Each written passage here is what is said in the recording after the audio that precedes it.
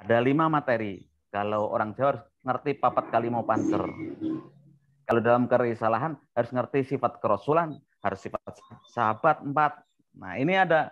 Nah, kalau di negara ini luar biasa. Garuda Pancasila itu luar biasa, saripati yang luar biasa. Nah, ini perlu didiskusikan bagaimana menjadi kurikulum untuk generasi ke depan supaya memahami masa yang lalu, masa sekarang, dan masa akan datang apa yang bisa berbuat. Demikian ini barangkali mohon izin gambaran untuk memberikan tambahan masukan. Terima kasih. Baik, terima kasih Mas Ki. Mungkin lanjut ke pertanyaan berikut aja ya. Jadi tadi Mas Devian, silakan. Ada beberapa pertanyaan dari di chat. Silakan langsung aja Mas Devian. Mas Devian Saputra, silakan. Ya, selamat sore rekan-rekan. Mungkin sebelumnya Selamat sore. Ya, jadi semuanya. Ini baru sampai di rumah, jadi saya di perjalanan mendengarkan gitu kan apa yang dipaparkan.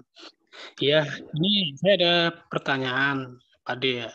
Jadi berkenaan dengan ajaran leluhur Nusantara. Saya sepakat dengan apa yang Bapak tadi sampaikan ya. Jadi apa yang terjadi di masa lalu, ya kan, itu adalah sejarah. Nah, untuk generasi saat ini, tentunya kita seperti yang disampaikan mengenai kurikulum, ya kan.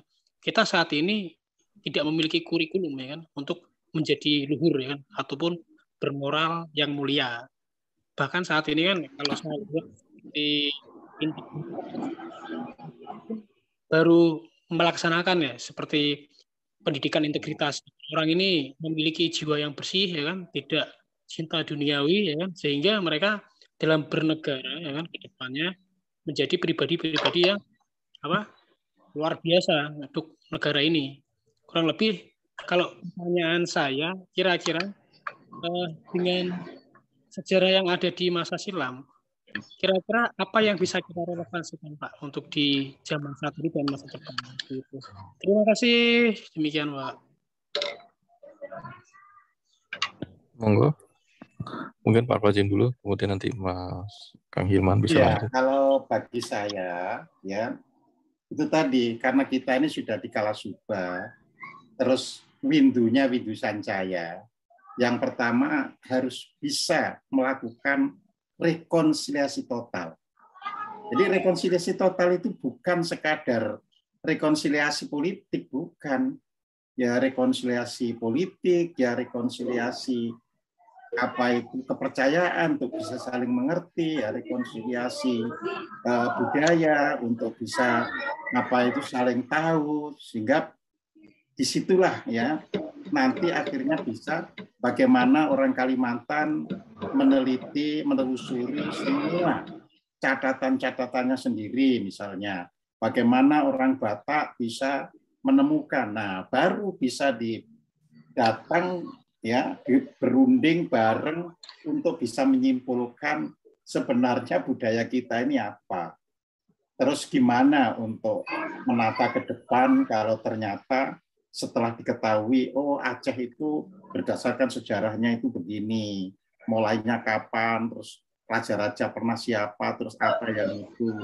Nah, semua itu bisa dikumpulkan. Ya, semuanya bisa dikumpulkan. Ya. Faktanya itu gini ya, faktanya kayak di Sulawesi itu ada Lagaligo. Ya. Tapi Lagaligo itu terlepas dari sejarah kan, dalam pengertian terlepas dari sejarah modern.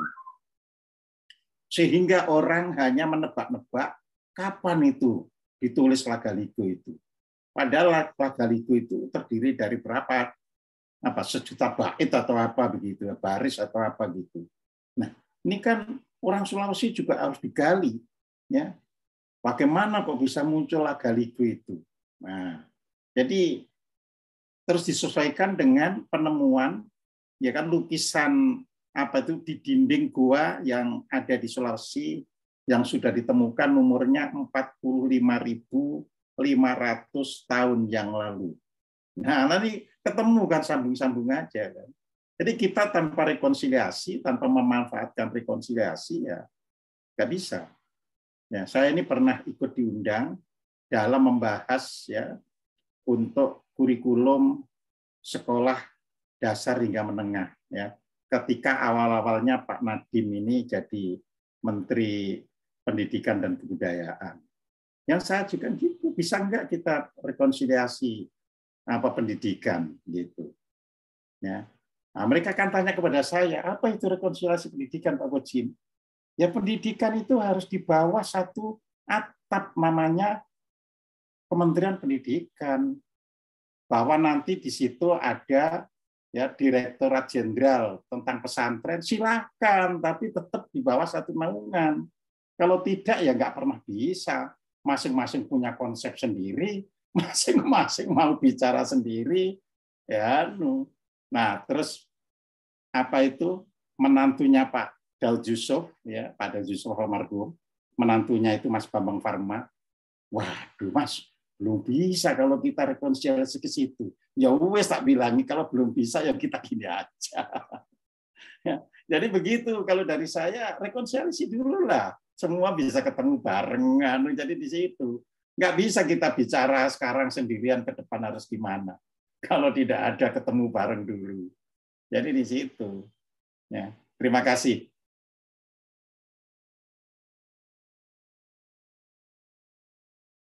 Kang Hilman mau menambahkan?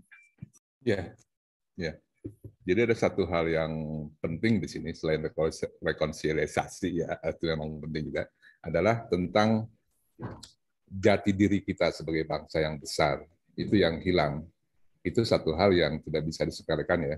Jadi kalau nanti satu saat kita sudah sadar bahwa nenek moyang kita itu tidak bodoh seperti yang diajarkan di sejarah sekolah begitu ya, anak bawang dari Asia Tenggara, dan kita nanti sudah insya Allah sudah tahu bahwa bangsa kita bangsa besar, misalnya keturunan Mahabharat Pandawa 5 atau bahkan dari zaman sebelumnya misalnya kita ini adalah keturunan dari bangsa Atlantis gitu, yang pernah menguasai dunia.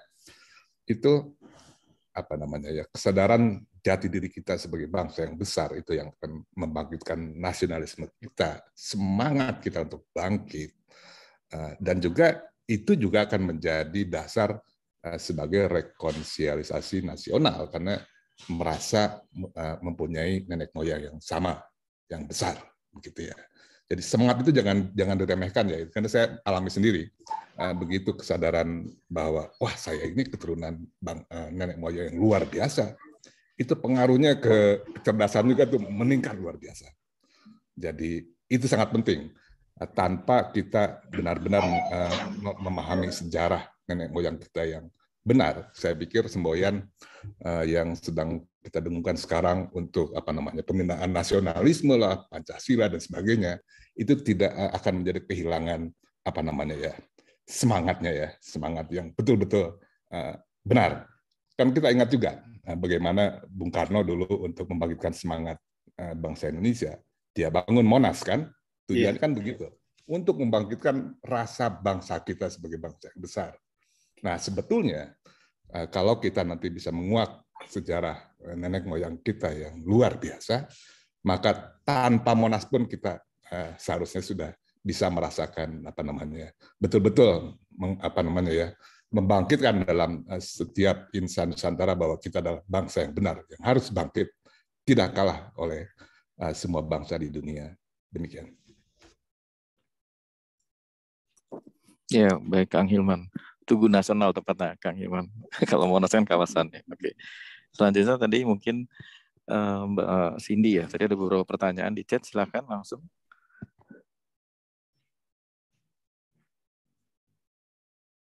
Mbak Cindy dari Kutai.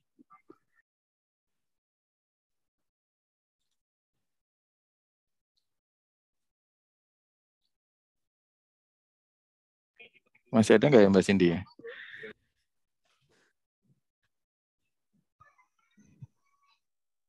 Didengar nggak?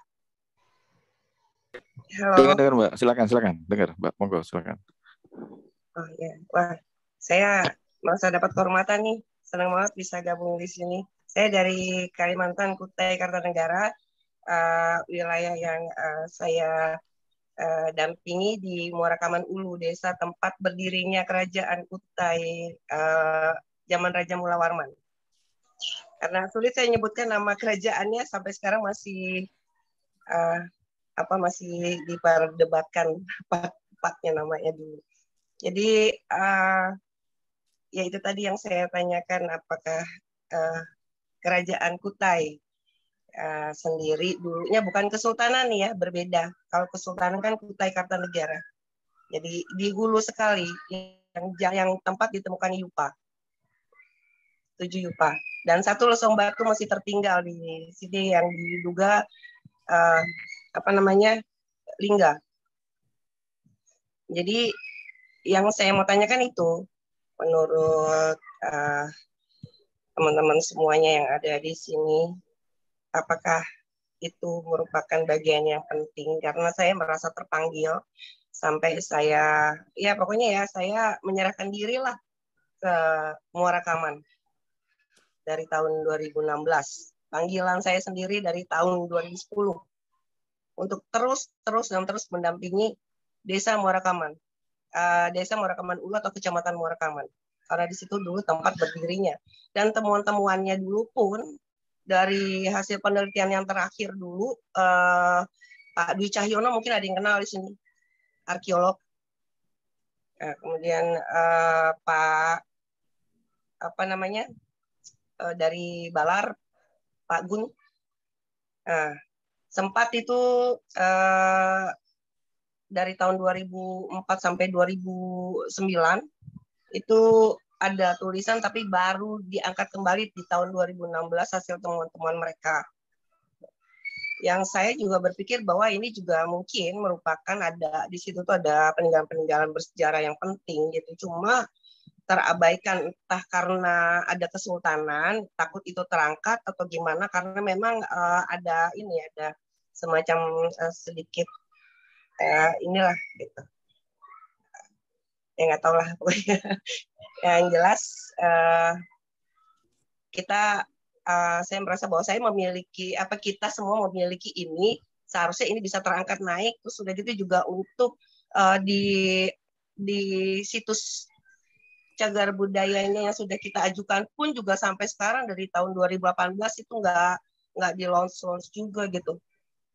Hasil penelitian yang sudah 90% tertinggal begitu saja. Kemudian sekarang ini ya banyak proyek dari dinas-dinas dari lembaga pemerintahan yang mungkin mohon maaf yang dari pemerintahan. Jadi kalau saya tanyakan juga ke masyarakat, mereka sering mengumpulkan data gitu. Entah kapan gitu, sampai kapan. Ya saya berharap itu nantinya pun juga bisa turut diperhatikan sebagai bagian dari Nusantara, mudah-mudahan juga bisa mengangkat selain Tanjung Mangkaliat. Gitu.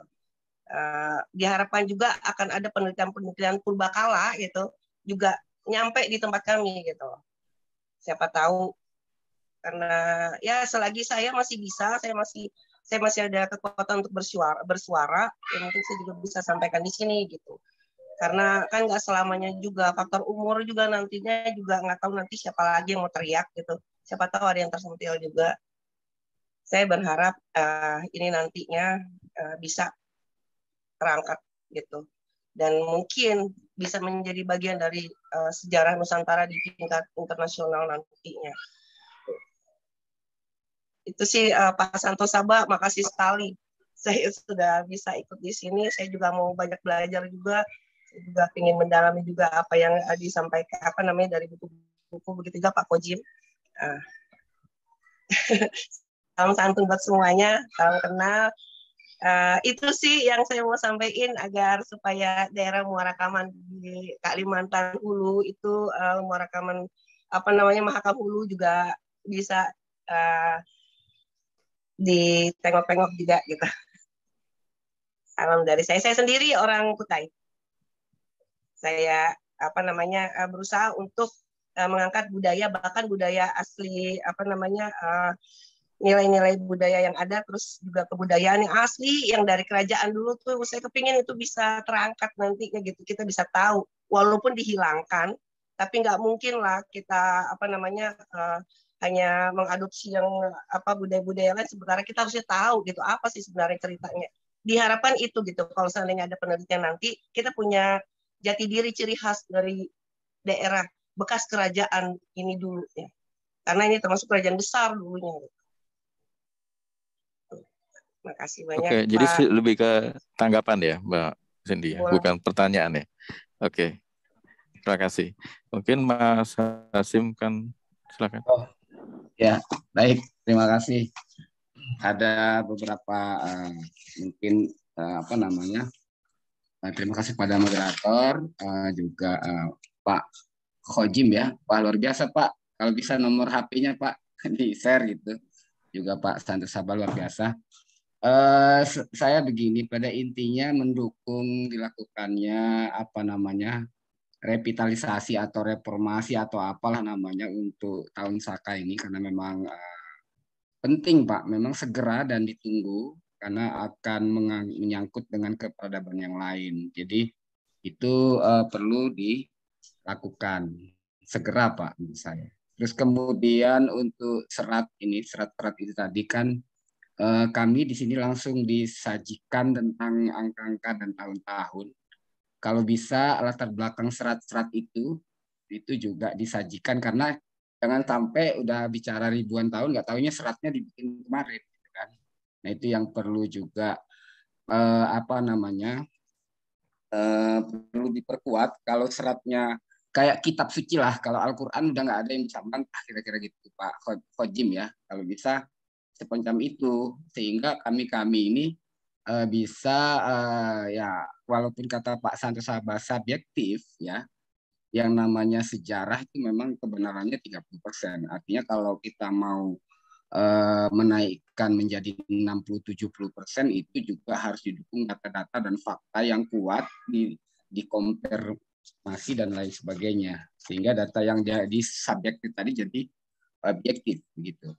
Kemudian yang ketiga, saya menanggapi tentang Pak Ridwan Saidi. Kalau menurut saya memang beliau juga perlu dihadirkan di sini di forum-forum semacam ini, karena ilmu semacam beliau itu dibutuhkan. Jadi biar tidak kita merasa apa namanya negatif dan sebagainya.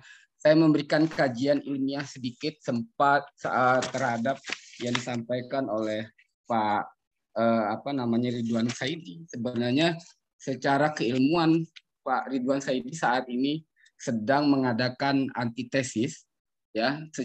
Di dalam ilmu filsafat itu disebutkan bahwa yang pertama adalah tesa. Jadi tesa itu berangkat dari tesis, merupakan pernyataan dan teori yang didukung oleh argumen-argumen untuk dikemukakan merupakan hasil dari studi yang sistematis ya.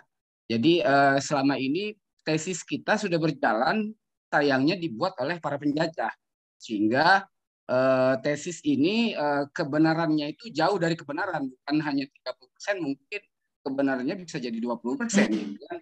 Nah, perlu adanya antitesis. Inilah yang dilakukan oleh antitesis adalah melawan dari tesis-tesis yang ada. Itu yang dilakukan oleh Pak Ridwan Saidi, dan saya sebagai anak bangsa sangat mendukung sekali. Benar kata Pak Santo Sabah, untuk melahirkan 1 juta sejarawan. Jadi ketika kita ungkit bahwa itu menyatakan tidak benar, kita akan bangkit dengan bukan 1.000, 1 juta para sejarawan yang akan bangkit untuk mengangkat budaya Nusantara ini.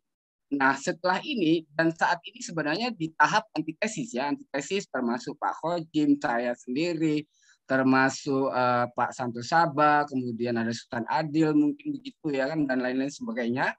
Saat ini dalam rangka antitesis. Dan satu langkah lagi itu adalah sintesa, yaitu gabungan daripada kedua ini, yaitu bahwa sintesa itu tambahan integrasi dari 2 atau lebih sehingga menghasilkan hal yang baru. Jadi itu yang setelah kita menyaksikan sejarawan kita yang dibohongin bebujian lah katanya kan gitu, baru kita lawan dengan tidak kepercayaan.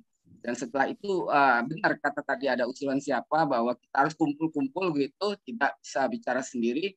Dan saya perlu kasih tahu Pak Khojim bahwa saya sebenarnya akan menambah sedikit wawasan masyarakat Jawa, terutama bahwa mungkin peradaban Jawa itu bukan hanya di Jawa, bisa jadi di Sumatera, Istilah hiang-hiang itu orang-orang Sumatera, orang Lampung dan sebagainya mungkin kurang berkenan mereka, tapi artinya sementara itu kalau kita dalami di Sumatera, saya di Lampung ya terutama, dan ketemu kata-kata itu. Makanya saya berikan contoh misalnya ada Raja Tulang Bawang, Tuhan Langit Baruna Wangsa. Jadi istilah Baruna ini juga ditemukan di Kutai ya, dan ini sekaligus untuk yang Mbak Siti ya, yang dari Kutai saya juga sudah mau ke Muara Kaman. Sebenarnya ada satu yang bisa menyatukan Nusantara, yaitu baik Sumatera, Kalimantan, dan Jawa, itu adalah peradaban Mandala. Jadi Mandala ini semacam, saya nanti akan mengeluarkan teori TIC-X namanya, X menuju yang Maha Kuasa, di mana kenapa peradaban Nusantara itu bisa maju dan sangat tinggi pada masanya dan mengalahkan yang lain, karena kita di barisan ontologis. Jadi ontologis ini di barisan apa? Jadi di bagian apa? Jadi kebudayaan yang diturunkan oleh Tuhan itu ke kita, baru kemudian epistemologis itu atau bagaimana kita mengolahnya, dan yang sekarang ini adalah aksiologis, artinya memanfaatkannya. Dan berarti kita posisinya saat ini adalah aksiologis, tapi kita akan menarik kembali ke atas benang merah kita, bahwa kita adalah bukan bagian daripada sejarawan yang mengikut mereka, tapi kita adalah Nusantara ini adalah bagian dari peradaban-peradaban yang diturunkan oleh Yang Maha Kuasa itu bisa di peradaban kita. Pak Azim. Nusantara ini adalah luar biasa. Mungkin itu apakah tanggapan, pertanyaan, atau apa, saya nggak tahu juga ini. Hanya memberikan gitu, demikian. Baik, Mas Hasim, mungkin Pak Khojim atau Kang Hilman mau menanggapi baik Pak Hasim maupun Mbak Cindy, silakan. Ya, yang Kang Dani Hilman yang menanggapi. Monggo Kang Hilman dulu. Aduh, maaf. Tadi apa ya? Maaf, saya sedang terkait Kutai tadi Mbak Cindy, terus kemudian Mas Hasim terkait Nusantara tadi ya. Gimana Mas Hasim tadi?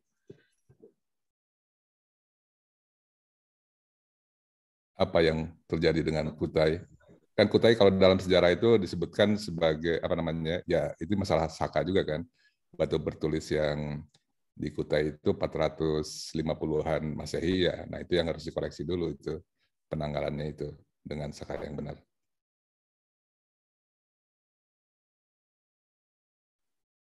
Iya, secara tertulis sebenarnya Kutai sendiri masih tidak tertulis ya semacam itu sepertinya. Tapi kalau saya lihat ada clue yang dari Kutai itu di samping Mandala, di situ juga ada putra matahari ya.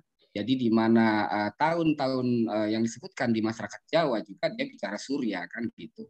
Termasuk ada di Lampung juga begitu, di Sriwijaya, di Palembang dan sebagainya. Jadi matahari ini adalah merupakan simbol juga untuk kebersamaan. Jadi jangan khawatir Mbak Cindy. Saya bilang begini, artinya Nusantara tanpa ke Kutai, tanpa dia ke Sumatera itu akan mubazir menurut saya.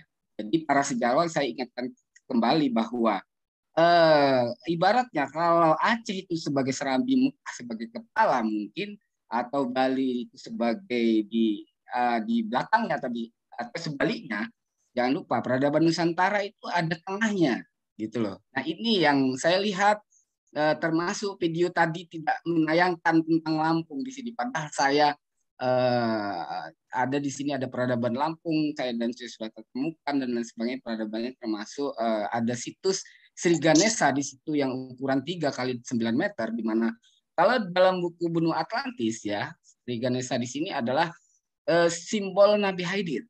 Itu kalau saya lihat itu tulisan di Pak Fajar itu yang dari UIN, dan beberapa para ilmuwan sekarang itu sudah dalam tahap akan menuju ke Lampung, akan kita saksikan dulu. Dan peradaban bangsa pun yang ada di Enggano dan sebagainya itu sebenarnya hanya transit saja. Tapi peradaban Enggano itu kan dekat dengan Krui sebenarnya, dan mereka naik ke daerah Lampung, daerah Pesagi, dan konsep pesagi inilah, 4 persegi itu yang melambangkan simbol masyarakat Mandala yang ada di Nusantara itu diberikan label ke daerah gunung, daerah pesagi semacam itu. Mungkin begitu tambahan saya. Dan satu lagi bahwa kalau saya lihat peradaban dari Lampung itu Tuhan Langit Taruna Wangsa, jadi dia ada dua peradaban, yaitu peradaban laut disebut Datu, kemudian di daerah peradaban gunung disebut Ratu. Jadi makanya ada keratuan dan ada kedatuan. Jadi dengan prinsip yang berbeda. Jadi kalau Datu itu lebih demokratis, kalau keratuan lebih otokratis, dan itulah perselisihan, disitulah terjadi pergesekan, perang, dan saya gambarkan ini sebenarnya di daerah pegunungan itu ke depan itu disebut benua Lemuria ya, dan kemudian yang peradaban laut itu disebut Atlantis. Jadi dua itu sebenarnya di Nusantara. Itu aja. Gitu Pak semuanya. Oke, makasih Mas Hasim. Kang Hilman atau Pak Oji mau menanggapi sebelum kita lanjut ke penanya berikut? Ya mungkin komentar kecil aja ya. Jadi pada intinya kalau saya hanya menekankan kembali bahwa setiap daerah memang harus mulai belajar dulu untuk mencari sumber-sumbernya dulu. Jadi kita nggak bisa kalau orang, misalnya saya bukan orang Kalimantan, terus bagaimana itu nilai Kalimantan, ya pasti bisa menclek gak karu-karuan gitu kan. Ya, jadi saya harapkan ya Mbak Cindy tadi kan pasti di sana ada tokoh-tokohnya yang mencoba menggali apakah masih ada sastra tulis yang terpendam, kan itu harus digali. Kalau toh belum ketemu, apakah ada tinggalan-tinggalan atau artefak-artefak yang juga terpendam misalnya, ya itu semua harus kembali, masing-masing daerah punya iktikat, punya niat ingsun istilahnya untuk menampilkan dulu. Baru setelah itu bisa bertemu bareng kan gitu kan untuk membicarakan ke depan gitu. Jadi demikian saja tambahan dari saya, Kang Hilman. ya barangkali yang bisa saya tambahkan pada intinya memang banyak sekali ya PR-nya untuk mengeksplorasi peninggalan budaya kita. Tidak hanya di Kalimantan. Kalimantan itu saya yakin banyak sekali yang masih belum tersingkap ya, masih tertimbun. Kalimantan itu kan hutan belantara ya. Kemudian juga mungkin sebagian ada di bawah tanah. Jadi kita juga sudah menemukan yang banyak gua-gua yang ada lukisan guanya itu kan banyak sekali. Bahkan mungkin lebih besar dari yang di Maros di Sulawesi yang umurnya puluhan ribu tahun begitu ya. Jadi pada intinya peninggalan budaya itu masih belum banyak terkuak. Nah, sekarang ini langkah studi dari teman-teman arkeologi kita masih pasif ya. Jadi kalau ada laporan di masyarakat baru dia ke lokasi kemudian mempelajarinya itu, tapi tidak aktif secara komprehensif mengeksplorasi apa yang ada di Nusantara, termasuk mengeksplorasi hutan Kalimantan misalnya. Nah, kalau misalnya saya punya punya kuasa dana untuk menguak arkeologi Kalimantan, ya salah satunya mungkin membuat peta lidar ya. Kan sudah terbukti seperti di Amerika Selatan hutan Amazonnya di peta lidar, maka baru terlihat ada banyak piramid sampai ratusan itu ya. Jadi saya pikir di Kalimantan pun demikian, ada banyak yang tidak terungkap. Saya juga pernah ke Pulau Muna, itu juga luar biasa. Di hutan belantara ada benteng tua yang panjangnya 15 km. Itu yang sudah terlihat ya. Yang belum orang belum ngeh, itu ada benteng yang setinggi sampai 20 meter itu, seperti Earth Dam gitu ya. Jadi semua itu memerlukan eksplorasi yang besar-besaran. Jadi memang PR kita masih sangat banyak untuk menguak sejarah Nusantara ini. Demikian. Baik, terima kasih Kang Hilman. Sudah masih ada dua lagi tadi yang sempat nanya tuh Pak Alfada, masih ada Pak Abdul Rosid ya. Kalau boleh Pak Alfada. Ya. Terima kasih Bapak Moderator. Saya ada pertanyaan ke Pak Wajib ya. Jadi tentang Borobudur. Jadi kalau di situ kan disampaikan bahwa Borobudur dibangun di tahun sekitar 5.000 berapa tadi? 400 sebelum Masehi. Sebelum Masehi ya. Nah, kemudian pertanyaan saya, lalu arca siapa yang ada di candi, mengingat Siddhartha aja baru ada 500 sebelum Masehi kan, sesuai konsensus arca yang ada di Borobudur itu kan arcanya Siddhartha, dan Siddhartha baru ada menurut catatan itu 500 sebelum Masehi. Jadi ini ada gap yang mesti dijelaskan gitu, diklarifikasi. Kemudian saya ada pertanyaan dengan Pak Dhani Hilman ya, mengenai keperluan kita itu melakukan carbon dating terhadap arkeologi yang ada di Indonesia. Nah ini apakah lab-lab kita siap? Sudah ada gitu, termasuk SDM-nya, karena itu bukan effort yang simple ya, itu cukup kompleks karena banyak hal yang harus disiapkan, termasuk SDM-nya segala macam. Nah itu kesiapannya bagaimana untuk carbon dating seluruh data-data artefak-artefak arkeologi yang ada di Indonesia. Kemudian mungkin yang terakhir, mungkin tanggapan aja, kenapa sih kita kok selalu mengacunya ke Majapahit gitu? Padahal itu aja masih belum konvergen ya, catatan-catatan utamanya antara Pararaton, kemudian Negara Kertagama, dan temuan terakhir Prasasti Mula Malurung. Prasasti Mula Malurung itu temuan terakhir yang ada dari zamannya Kertanegara, Wisnuwardana, Cungasari. Itu aja udah beda tuh silsilahnya dengan Negara Kertagama dan Pararaton. Nah, bagi Pararaton, karena Pararaton itu dibuat di zamannya Mataram Amangkurat. Itu udah ratusan tahun itu selisih selisih untuk pencatatannya gitu kan. Dan dalam tanda kutip ya, catatan-catatan ataupun babat-babat seperti itu kan biasanya pada umumnya adalah produk politik. Nah, itu juga kita harus bisa melakukan filter-filter supaya bias-bias politiknya dinetralisasi juga gitu loh. Sehingga kita dapat narasi kejadian yang sebetulnya gitu, yang lepas dari bias politik. Itu tanggapan saya kenapa sih kalau harus Majapahit coba dikaji ulang, karena ada selisih catatan Pararaton, Negara Kertagama, apalagi dengan Prasasti Mula Malurung. Tapi dua pertanyaan di atas itu yang mungkin perlu saya memerlukan jawabannya. Terima kasih. Saya jawab lebih dulu. Pak Koji. Jadi masalah Buddha yang tahun 580 ya kan, sama yang Borobudur yang 5.000 ya, itu justru pernah saya diskusikan dengan teman-teman Buddha. Saya menggelitik, ini mohon maaf saja pada waktu itu hanya pertanyaan menggelitik. Buddha itu dari mana, Mas? Jadi saya tanya pada waktu itu gitu. Dijawab oleh mereka yang dari sumber Buddha sendiri, dari India, Pak. Oke, saya katakan. Buddha itu belajar agamanya dari siapa? Mereka menjawab, oh dari para Brahmana. Lalu ketika saya tanya, kalau dari para Brahmana, mengapa ajaran Buddha itu 180 derajat berbeda dengan ajaran Brahmana? Nah, mereka pada nggak bisa jawab. Kan gitu kan. Ya, kalau muridnya Brahmana ya pasti ajarannya Brahmana gitu. Ya. Nah, terus mereka ganti tanya ke saya, kalau begitu menurut Pak Koji siapa? Ya, kalau saya percaya bahwa Buddha itu Siddhartha Gautama itu orang India, tapi kan pada usia 29 tahun kan menghilang. Nah, menghilangnya itu kemana? Kan gitu kan. Lalu tak beritahu, menghilangnya itu ya ke Jawa, ke Borobudur. Jadi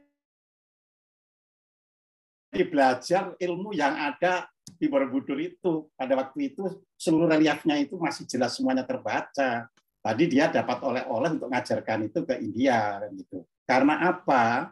Ya, karena secara pembuktian sistem patung Buddha itu melakukan meditasi itu sama sekali berbeda dengan yang dilakukan oleh Buddha yang dari Siddhartha Gautama. Kalau kita mempelajari sistem semedinya ya itu berbeda. Jadi itu. Nah, jadi disinilah kita harus memahami. Jadi Anda bawa oleh-oleh dari Borobudur, ya. Brahmana juga bawa oleh-oleh dari wilayah kita. Jadi semuanya itu. Jadi keliru kalau Anda belajar pada Buddha belajar pada Brahmana Hindu. Ya. Nah, Brahmana itu sendiri kalau dari Paramayuga malah dari Jawa. Itu dari Bromo itu, Gunung Bromo itu kan istilahnya api, ya kan. Jadi kalau dari katakanlah itu mitologi ya kan. Jadi manusia pertama yang mengelilingi api itu karena manusianya itu dibuat dari tanah-tanah di sekitar Gunung Bromo, kan begitu jadinya. Tapi intinya Buddha itu pelajarannya ya tidak mengikuti Brahmana Hindu. Jadi intinya itu. Jadi berarti ya Borobudur jauh lebih tua daripada Buddha itu sendiri, ya kan? Nah, Siddhartha Gautama, makanya kalau kita jujur ya, yang namanya Dalai Lama sekarang itu sampai hari ini kan nggak berani menginjakkan kakinya di Borobudur. Ya, dia hanya berani ke Denpasar, ke Bali, tapi sampai hari ini tidak berkunjung ke Borobudur. Itu pernah ditanya mengapa? Ada rahasia yang kami ini menjadi terasa kecil untuk datang di Borobudur. Nah, jadi semua pelajaran buat kita semuanya. Terima kasih. Baik, terima kasih Kak Jim. Kang Hilman mau nambahin sedikit atau gimana? Ya. Oke.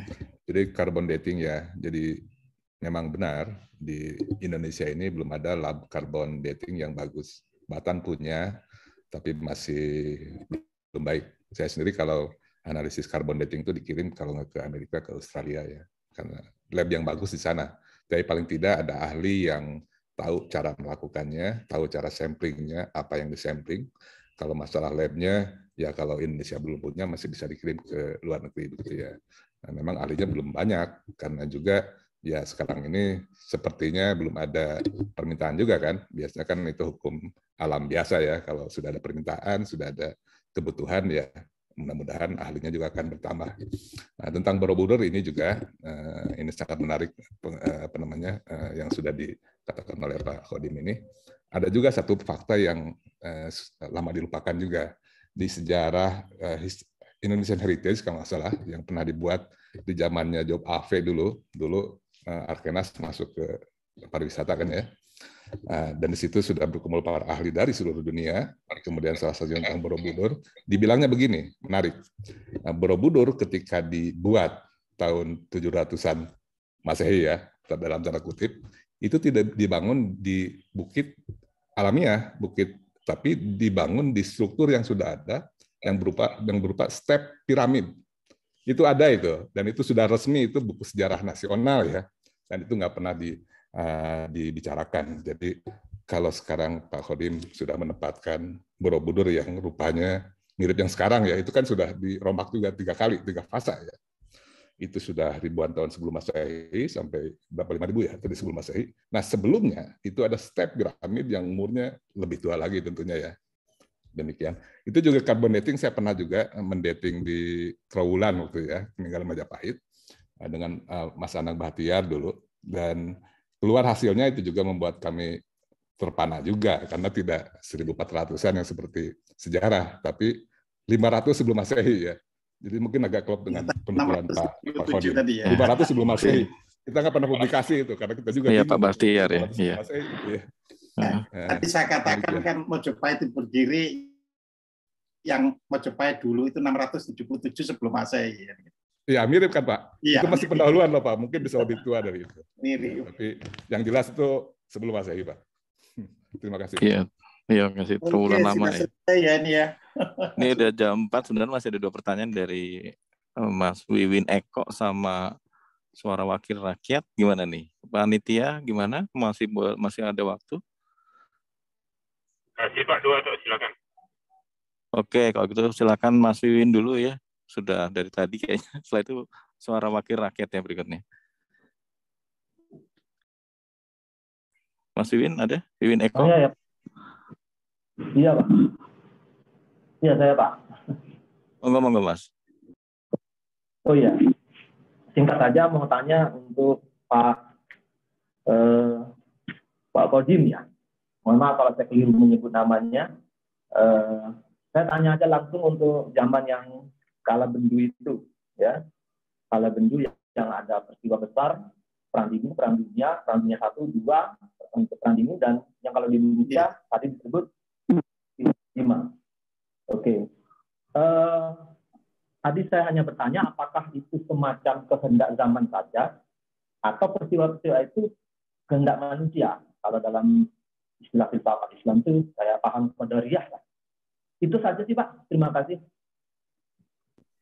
Baik, monggo Pak Wajib. Ya, saya jawab saja. Jadi begini, zaman itu seperti musim. Jadi seperti musim, ya. Jadi kalau musim semi itu kan jatuhnya kalau di utara Khatulistiwa kan berarti mulai bulan Maret sampai dengan bulan Juni, ya seperti itu. Nah, orang-orang dulu itu visioner, gitu loh. Jadi kalau terjadi perubahan kala bendunya yang akan datang, apa kemungkinan yang terjadi? Jadi kala bendu itu tidak hanya terjadi pada tahun yang kita hitung tadi 1878 sampai itu. Jadi 700 tahun sebelumnya juga ada kala bendu. 700 tahun sebelumnya lagi juga ada kala bendu gitu loh. Nah, jadi yang kita ambil itu kala bendu itu tentu tidak disebutkan di situ ada perang dunia dan sebagainya. Cuma hanya diberitahu ketika tiba zaman kala bendu, maka akan terjadi banyak perang-perang besar, dahsyat, bencananya besar, petakannya besar. Nah, seperti itu. Nah, kita tinggal ngisi kan. Oh iya ya, kok pas itu tahun itu begini. Nah, sekarang kala Subah itu juga fakta kan. Ya, negara-negara berusaha hidup menyatu, yang pisah berusaha menyatu, yang satu tapi tertekan berusaha pisah dewe-dewe kan begitu. Nah, tinggal kita saja bisa enggak mengisi musimnya itu. Nah, seperti itu. Ya. Sama dengan kita misalnya kan punya planning. Ya kan, sekarang ini kan musim hujan. Nanti dari catatan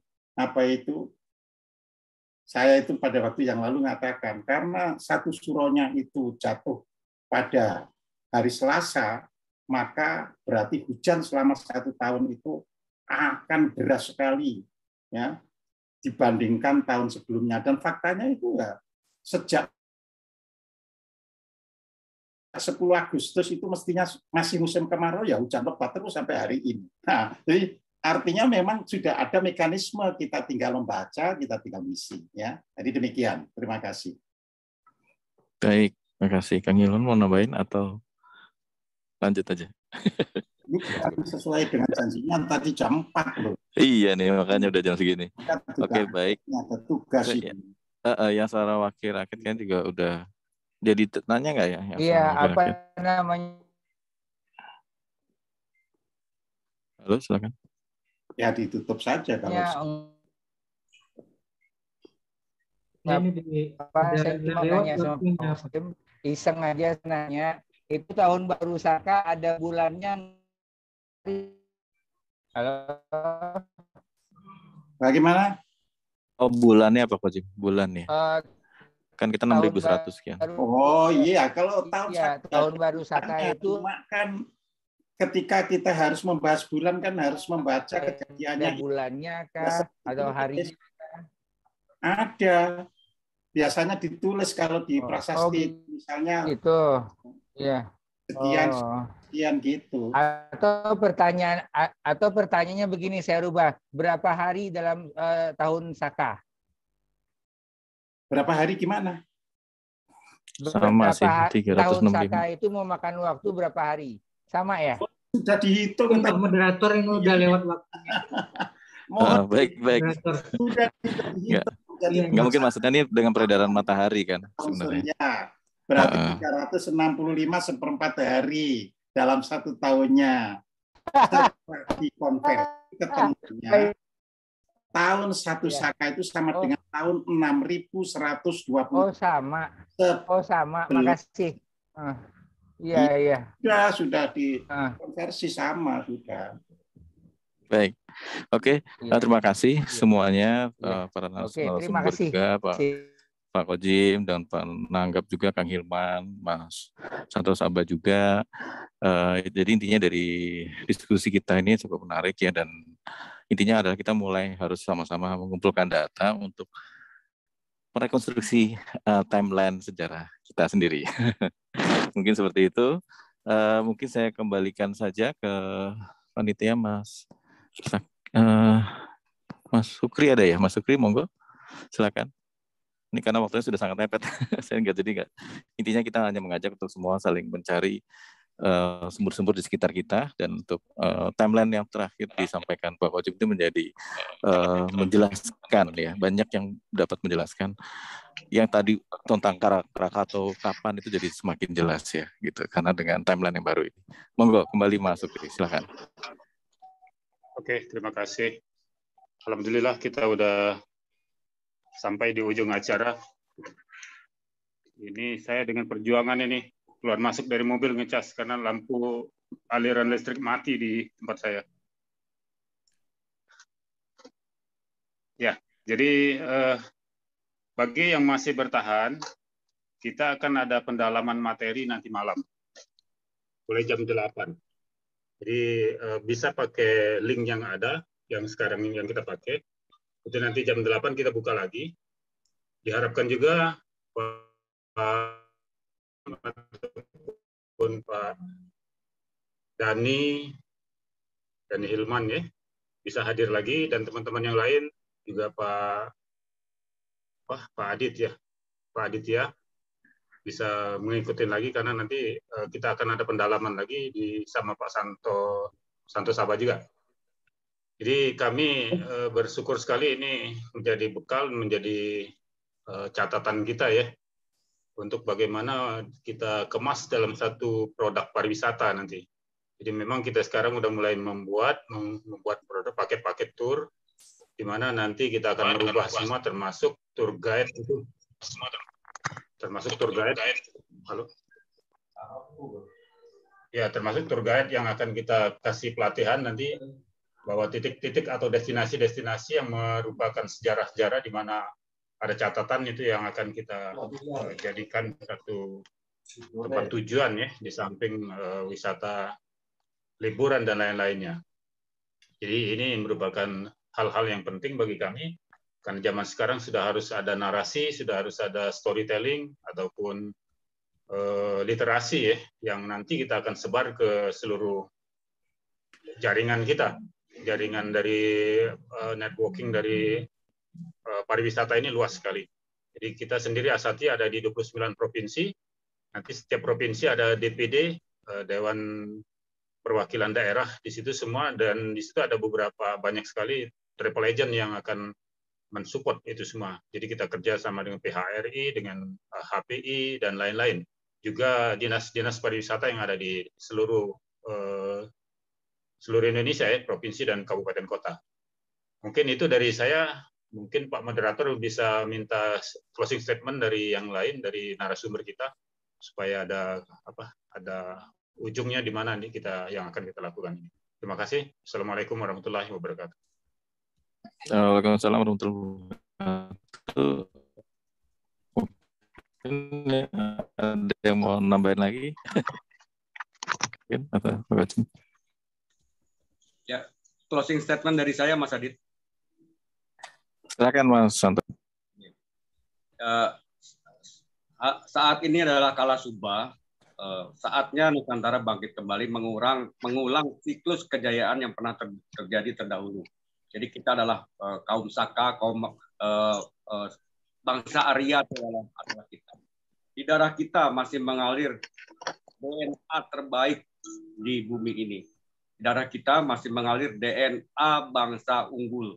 Bangsa Arya adalah bangsa Nusantara. Mari kita riset kembali kesejarahan kita dengan meriset penghitungan tahun Saka yang didapat oleh Pak Hojim. Kemudian next, pembuktian secara keilmuan oleh Pak Dani. Kemudian di endingnya kita akan mengunjungi situs-situs di seluruh Nusantara dengan cara pandang yang beda. Dengan cara pandang yang benar, dengan cara pandang yang mendekati benar dalam proses tanda kutip ya. Jadi Asati akan menggulirkan hal ini ke seluruh Indonesia, bahkan ke Asia Tenggara, bahkan ke Asia, karena ajaran leluhur kita adalah yang mendasari lahirnya 3 ajaran di India sana. Jadi kita akan melakukan wisata dengan moto benar sejarahnya, beda wisatanya.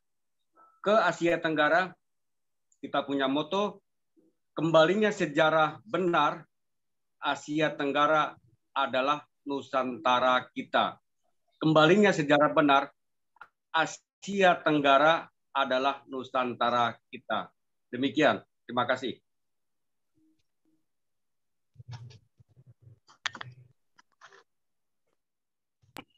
Saya kembalikan ke Mas Supri ya, silakan. Sebagai Ya, mungkin penyelenggara. ya, Pak Hostin bisa jadi closing statement dan Pak Dhani. Atau yang dari Kementerian Pariwisata masih ada nggak yang hadir? Pak Alek masih ada?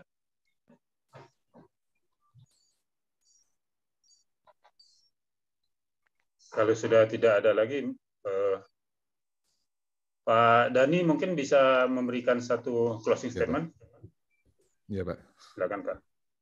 Ya, terima kasih Pak Supri, panitia semua. Ini satu webinar yang sangat menarik dan kita berharap semoga apa yang kita diskusikan hari ini, khususnya tentang pentingnya kita merekonstruksi atau merevisi sejarah bangsa secara spesifik dan sejarah peradaban secara umum ini menjadi perhatian dari pemerintah kita ya, pemerintah pusat termasuk Kemendikbud. Jadi kita berharap ke depan ada satu proyek nasional yang multidisiplin yang akan yang mempelajari kembali sejarah bangsa kita ini, Indonesia. Terima kasih. Assalamualaikum warahmatullahi wabarakatuh. Lanjut Pak Hosim, mungkin ada yang ingin ditambahkan untuk akhir pembicaraan. Silakan Pak Hosim.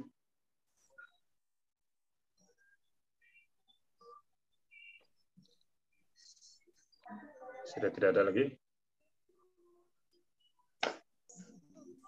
Silakan Pak Moderator, kita closing aja. Kita tutup acara. Sudah saya kembalikan ke Asati sebagai penyelenggara. Silakan Mas Supri. Oh ya. Ya udah, berarti acara udah selesai, acara resmi udah selesai. Dari kami pun dari Asati berterima kasih banyak kepada para narasumber, juga para penanggap dan moderator, juga bapak-bapak yang semua hadir sore ini. Jadi kalau ada yang masih penasaran, kita ada pendalaman nanti malam. Itu ditemani juga si Mbak Sari Kuswoyo ya, Pak Santo Sabah ya. Ya, itu jam 8 kita akan buka. Ini pakai link yang sama. Dan untuk sore ini kita akhiri pertemuan kita. Dan kami mohon undur diri. Wassalamualaikum warahmatullahi wabarakatuh. Waalaikumsalam warahmatullahi wabarakatuh. Waalaikumsalam warahmatullahi wabarakatuh. Izin ya.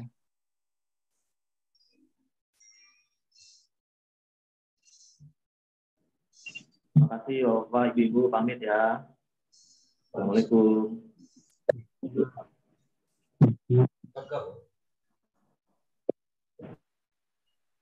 Izin pamit. Assalamualaikum. Pak Santo. Terima kasih. Izin live. Selamat sore. Assalamualaikum.